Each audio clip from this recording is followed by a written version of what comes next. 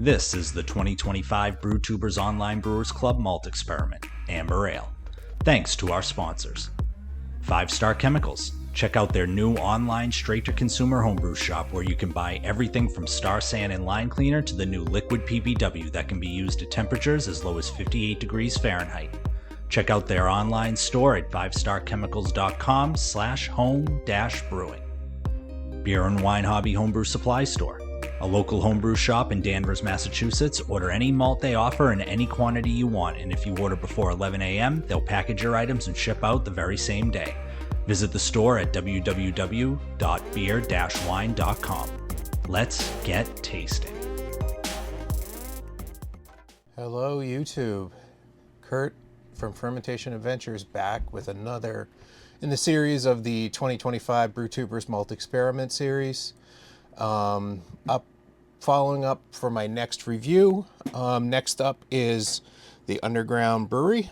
Our boy Drew out in Wisconsin. His beer, again, I'll have the spinner up so you can see it better, is Gryffindor. We'll get into why this is called Gryffindor or where the Griffin comes from in a second. But I just want to mention first, my wife saw the bottle of beer in the fridge. Andrew, she highly approves of the label. She thought it was a great label. And I agree with her. It is a great label. So, again, the overall experiment, what are we doing here? We all brewed an amber ale that is the same recipe, which I'll put in. I think I've been putting it here over my mess. I do have quite a mess going on over here. I'm slowly cleaning it up. It looks better than the first videos. And I hope we all can hear the vacuum cleaner going upstairs. If it is, I apologize. I'm just going to start over.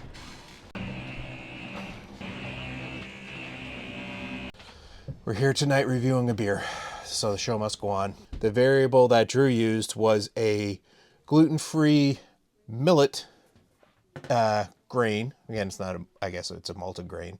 It's not barley. That's where I was going with that. But it is called Griffin Malt. And I probably should actually let me read off the bottle here because it's great.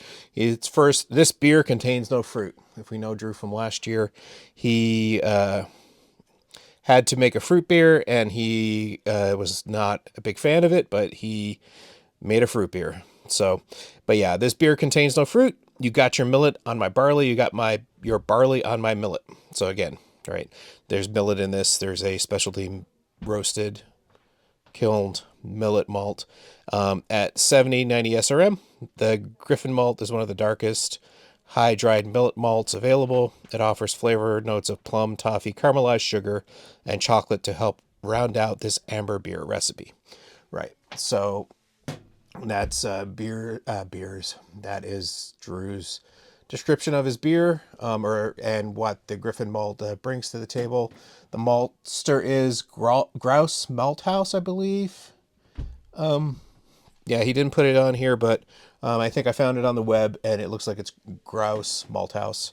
So getting down to business, Drew's beer itself, the OG is 1051, final gravity is 1012, ABV is 5.1%, the IBU is 33. And again, with his recipe, same as everybody else's, except he added 2 pounds of Griffin malt to the recipe. So let's open this boy up and let's see what we think of this one. All right, so let's give it a nice aggressive-ish pour. Look at that, right on point. Good job. Beautiful, nice carbonation. Oh yeah, look at the ruby hues in this. Appearance-wise, again, it is a little, I think there's a decent amount of clarity in here. It's not crystal clear. I can see the label, the Trillium label through the glass. Again, it is a darker beer. It is showing up pretty dark on camera. I am looking to my lights and I can see some, yeah, I can definitely see the Trillium label right through here, and I can see some definite ruby hues, which is always a, in my mind, a great feature of a good amber ale. Big fan of that. We have here slightly below ivory, a nice off-white head on here. Nice big cap of foam from a somewhat aggressive pour, but we do have a decent amount of carbonation going on here. So everything's looking good. Beautiful, beautiful off-white rocky head here with some nice big bubbles. And if I play around with the beer and glass a little bit, I can see that I am getting a little bit of a nice foam ring from this beautiful foam. So let's go in for a sniff. Okay, so again, more on the richer, the more, again, yeah, if I look at descriptors, that's bang, what comes right into my head first is kind of the dark fruit aromas. It's really playing the part here. Again, not quite raisin.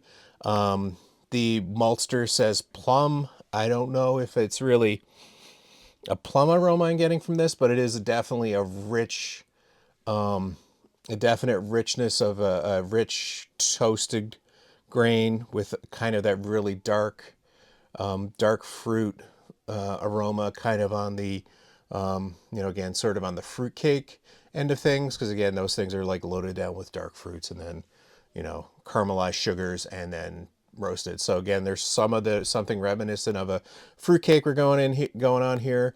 Definitely some caramelized sugars, a little bit of that kind of molasses aroma going here. Everything is, again, not overdone.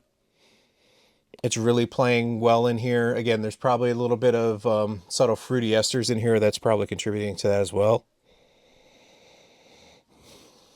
Yeah, and again, more on the, kind of the rich Munich-esque aromas coming from this, right? So again, there is some Crystal 60 in here. This is not kind of what's really jumping out at me. It's kind of more on what I would more attribute to like a really nice rich Munich malt, the Munich 10s, and even like the Munich 2s when it's added in a nice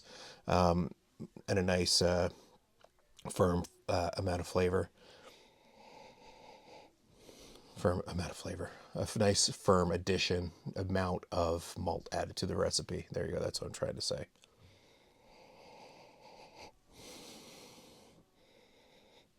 Yeah, beautiful. Again, it's really some really nice foam stability here. Ringing the glass quite nicely. Looks really good. Really nice beer. Yeah, and as I, kind of let some more of the warm up a little bit, I'm getting more of just that, probably the more the white caramelized sugar type aromas. Or I should say caramelized white sugar. Jeez, I can't get anything out right now. Mm-hmm. Mm-hmm.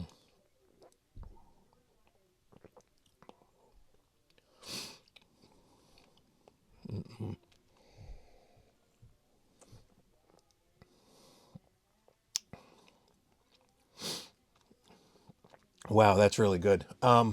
So again, this is definitely the more on the less bitter amber ale. I know for mine, again, I keep referring back to my beer. Mine was kind of the baseline. I look at the hop additions as well. I know everyone's system's kind of different. Mine is kind of noticeably more bitter than Drew's here. Probably, again, this is from, again, from the Griffin Malt, and again, adding more of the like caramelized type sugars that's coming from his kind of his kilned millet.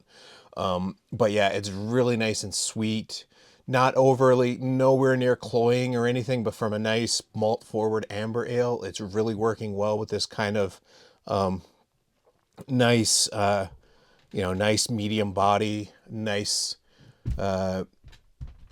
subtly sweet. Again, it is kind of a little more, I'd say it's more on a, again, sweet is not really a good word. It's probably more of a firm, sugar-ish malt flavor. Again, it's not a sweet beer at all. It's more playing to that kind of Munich malt type, caramelized sugar, maybe a little bit of toffee in here. Again, not as much as Lance or Hunhut's beer. He had used the toffee malt that was really, again, true to its word. It was a toffee malt, and it really put it front and center. Mm-hmm.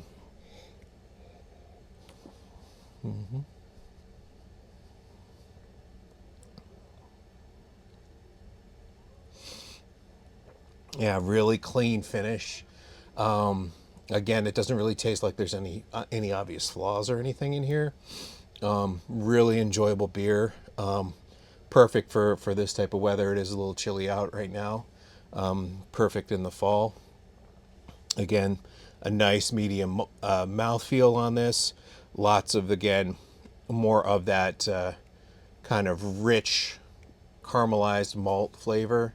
You know, maybe there's getting a little bit of a, again, it's probably a little bit darker than what I would, you know, I think I was calling my beer was kind of like a whole wheat brown bread flavor. This is kind of a little bit beyond that. Kind of a approaching a cinnamon raisin bread without the cinnamon. So again, kind of like a raisin bread, like a real proper raisin bread. Again, probably without a little bit of that cinnamon spiciness in there, but this is really reminiscent of that. You know, probably with a little touch of a, you know, a little touch of like the molasses type character. Again, anything that would be kind of like on the sugar caramelization. So yeah, this is great. So yeah, that's what I think. This is an awesome beer, Drew. Again, it seemed like you added you know, a decent amount of the millet. I don't know if the millet malt is typically less prevalent than some of the other malts. I know, for instance, of what I tried. I know Hattie used Ashburn. He added less than, must have added less than a pound. Lance added a pound to his. Mine didn't have anything, but again, this is not really like blowing my head off or blowing my senses away with any of that really dark. You know, again, 70 to 90 SRM is this Griffin malt. None of that is really coming out and like punching me in the face and making me kind of wish that I'm living in kind of the harsh brown zone. This is awesome. Really enjoy it. I'm glad I have a couple of extra bottles because I got to be the hub this year, and as the hub, I was worried about breakage, so I kept up a couple of bottles back. So I do have another bottle or two.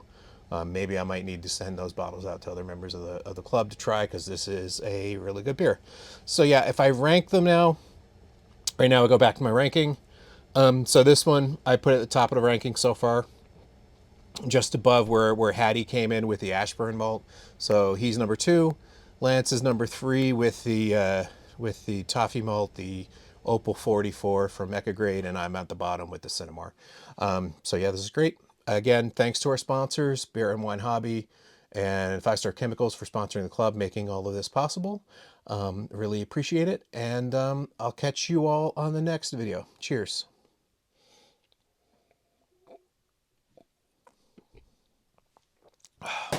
Yeah, it's pretty dang great.